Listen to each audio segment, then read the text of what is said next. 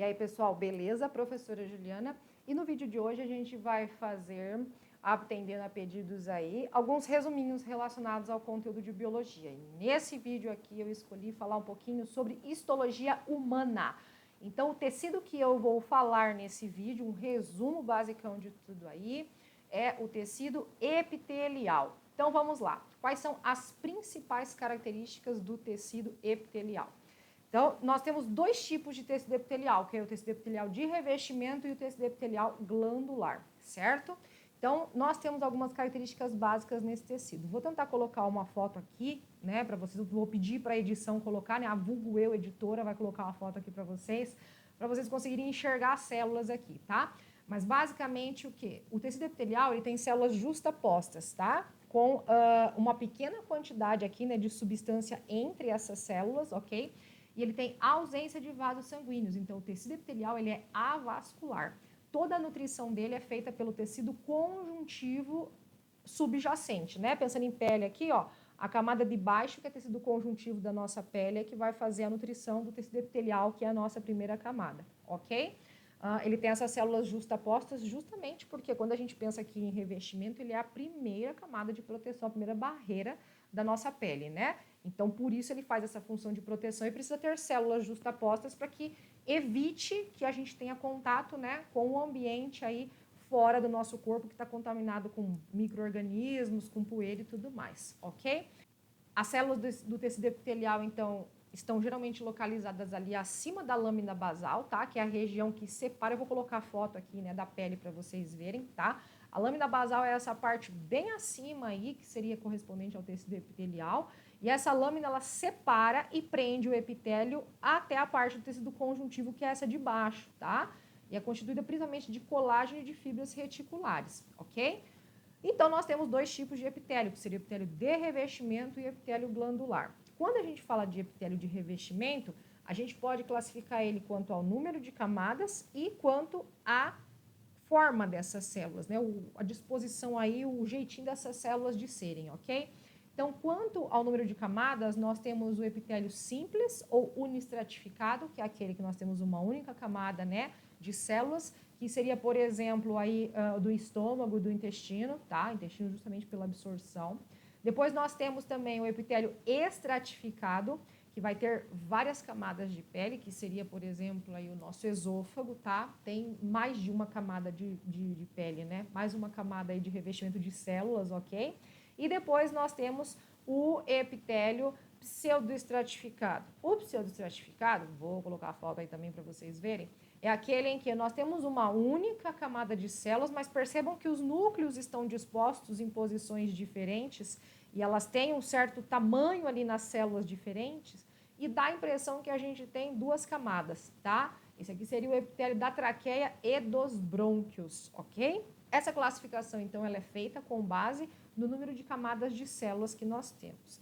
Agora, pensando na forma dessas células, a gente vai ter diferentes formatos aí, que seria o epitélio pavimentoso, epitélio cúbico, epitélio prismático e epitélio de transição. Vamos falar rapidamente um pouquinho sobre cada um desses, tá? O epitélio pavimentoso, olha a foto aí, ele tem células achatadas, é por isso que ele é chamado dessa forma, parece um pavimento, tá? Células chatas, células achatadas, ok?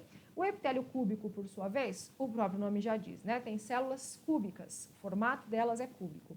Isso, gente, questão de formato é independente da quantidade de camadas que tem, tá bom? Estamos classificando em coisas diferentes aqui.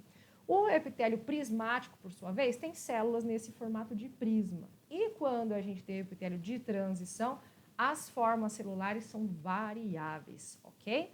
É importante a gente lembrar, quando a gente fala de epitélio de revestimento, da nossa epiderme, tá? A epiderme, então, ela tem melanócitos, vou colocar a foto aí também para a gente conseguir observar, que são células que vão pigmentar a nossa pele. Então, quanto mais melanócitos, mais morena vai ser a pele, né?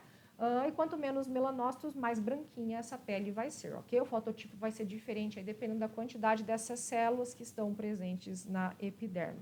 Nós temos também, lembrando, o melanócito, o pigmento dele é a melanina, tá? Nós temos também os queratinócitos, que são células que produzem uma proteína chamada queratina, que não é a creatina, cuidado, tá? Não vai confundir. tá? E essa proteína, então, faz com que a nossa pele fique extremamente impermeável, tá? Nós temos bastante queratina. Os sapos, que são os anfíbios, têm pouquíssima queratina. Eles têm tão pouca que a pele é tão permeável que eles bebem água pela pele, tá? Pela barriga e tudo mais. Eles se hidratam pela própria pele. Os jacarés, né? Esses crocodilianos têm muita queratina, né? A ponto de formar aquele couro que eles possuem, tá? Nós temos uma quantidade suficiente para tornar a nossa pele impermeável e uma barreira contra essas substâncias do meio que podem nos causar problemas e podem ser prejudiciais. Tranquilo, pessoal? De epitélio de revestimento, temos isso daqui. Agora, vamos falar dos epitélios glandulares, que são regiões de tecido epitelial, tá? Vou também pôr a foto aqui, que formam o que a gente chama de glândulas, que são células especialistas em secretar diferentes produtos, tá? Eu costumo dizer para os meus alunos, para ficar mais fácil da gente lembrar, né? Aprendi isso com o Twin, fica mais fácil de lembrar, tá bom? Não é que esteja tão certo o termo assim, mas quando a gente tem uma glândula que ela é exócrina, a gente diz que ela faz uma excreção. Quando ela é uma glândula endócrina, ela faz uma secreção. Então, uma glândula secreta e a outra excreta, tá? Nesse sentido, fica fácil de você lembrar, de você entender qual que é a função delas, tá? Mas, basicamente, aqui, nós temos diferentes produtos secretados pelas glândulas. E, através desse tipo de glândula, né, dessa formação dela, desse ducto que ela pode ter, né, das características dessa glândula, ela é classificada em 3 tipos. Ela pode ser uma glândula endócrina, uma glândula exócrina e uma glândula também chamada de anfícrina ou mista. Anfícrina significa a mesma coisa, tá? Anfidúplos é uma glândula que tem dupla função, né? Tanto exócrina quanto endócrina, ok? O que seria então uma glândula exócrina, pessoal? É aquela que excreta os seus produtos, tá? Você vai encontrar, lógico, no livro como secreção, não tá errado, mas lembrar do exócrino, do excretar, fica mais fácil, tá? Porque a glândula exócrina, ela excreta esses produtos que não vão para a circulação sanguínea, tá? Eles acabam indo, né? Ela tem ductos, tá? Tem ductos que vão secretar e excretar isso aí para determinadas cavidades do corpo, tá? Você pode pensar, então, em glândulas exócrinas, a glândula sudorípara, a glândula lacrimal, glândula salivar, tá? A glândula mamária, ok? Então, nós temos aí alguns tipos de glândulas que produzem secreções, né, que são excretadas. A gente fala para fora do corpo, né? Mas não é bem assim para fora do corpo. São secreções aí, excreções que não caem, produtos que não caem na corrente sanguínea, ok? Saliva não vai para a corrente sanguínea, suor também não. Então, essa é a definição de glândula exócrina.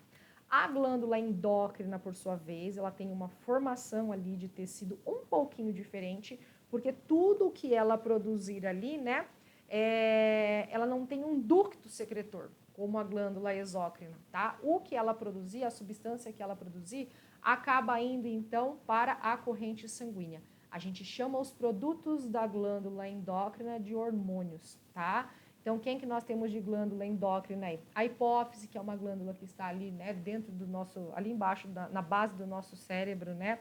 A tireoide, tá? A glândula suprarrenal. Então, todas essas glândulas que produzem hormônios são endócrinas, ok? E aí nós temos as glândulas mistas, que são aquelas que têm glândulas que têm uma porção endócrina e uma porção exócrina, tá? O principal exemplo que nós temos aí seria o pâncreas, tá? O pâncreas é uma glândula mista porque a parte endócrina do pâncreas, que é a parte que produz hormônios, produz insulina e glucagon, parte hormonal. E nós temos a parte exócrina do pâncreas, que produz suco pancreático. Então, veja, não está saindo para fora do corpo, tá? O suco pancreático vai cair ali no intestino, porque ele tem pH básico, não é um hormônio, é um suco mesmo, né? É um detergente digestivo ali com pH básico para ajudar que as enzimas ali do trato digestivo terminem, né, o processo ali de digestão.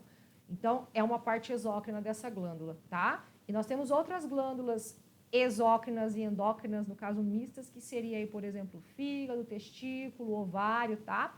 Que produzem aí substâncias hormonais e substâncias de parte exócrina, no caso do testículo e do ovário, seriam os gametas, tá? A parte exócrina da glândula. E a parte endócrina seriam os hormônios, ok? Quando a gente pensa em glândulas sudoríparas, a gente pode pensar também que elas são glândulas que evitam superaquecimento do nosso corpo, tá? Que poderia deteriorar as nossas proteínas, causar desnaturação, febre e tudo mais. Então, a produção de suor, ela regula a nossa temperatura, tá? Ela é um termorregulador, ok? Espero que vocês tenham entendido sobre glândulas endócrinas, exócrinas, epitélio de revestimento e o tecido epitelial como um todo. Na próxima aula, a gente volta com outros assuntos aí para ver se vocês estão compreendendo muito bem, ok?